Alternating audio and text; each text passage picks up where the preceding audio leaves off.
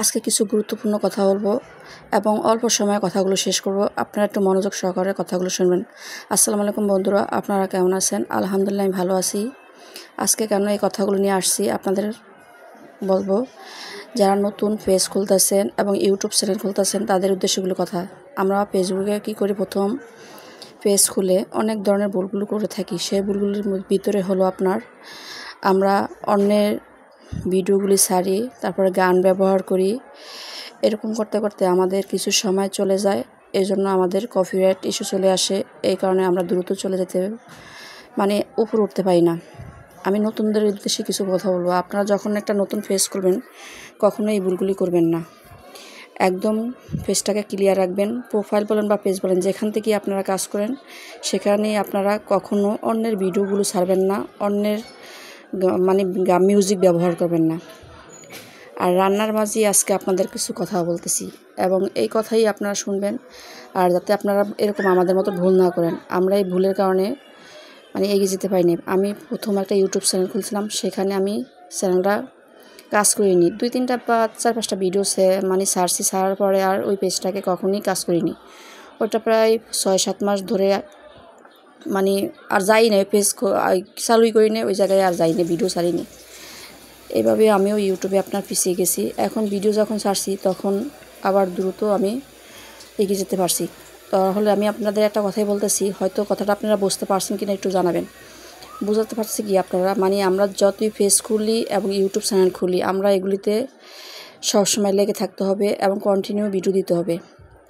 আমরা যদি একদিন ফেসবুকে ভিডিও না দেখে ইউটিউবে ভিডিও না দিই, তাহলে আমাদের রিচ, এঙ্গেজমেন্ট এবং সব কিছু কমে যাবে। আমাদেরকে কেউ চিনবে না। পরিস্থিতি বাড়ানোর জন্য সবসময় ভিডিও দিতে হবে, অন্যের ভিডিওগুলো দেখতে হবে, অন্যের ভিডিও দেখে ভালো একটা কমেন্ট করতে হবে।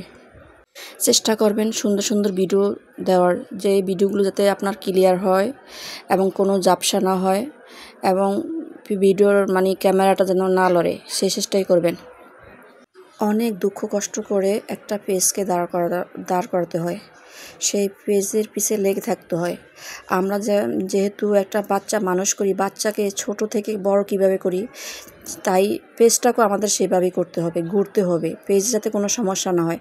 আমার প্রোফাইলের সমস্যার কারণে আজকে আমার পেজে অনেক সমস্যা দেখা দিচ্ছে। আমি যতই সুন্দর করে ভিডিও ছাড়ি না কেন, আমার ওই ইস্যুগুলোর কারণে, হয়তো আমি জানি না যে কোন জায়গা থেকে একটা ইস্যু আসছে, এই ইস্যুটা আমার যায়ও না। এই না যাওয়ার কারণে আমার প্রোফাইলে ফলোয়ারগুলো একদম দিন দিন কমে যাচ্ছে। যতই ফলোয়ার যুক্ত হচ্ছে, আমার ফলোয়ার কিন্তু দিন দিন বাড়ে, কিন্তু তারপরও আমি দিনে দেখি বাড়ে, রাতে দেখি কমে যায়। এটা কিসের সমস্যার কারণে? হয়তো যারা আমার বড় ভাইয়ারা আছে বা আপুরা আছে, যারা জানেন, আমাকে প্লিজ একটু কমেন্টে জানাবেন। আমি এই সমস্যাটা অনেক দিন ভুগতেছি।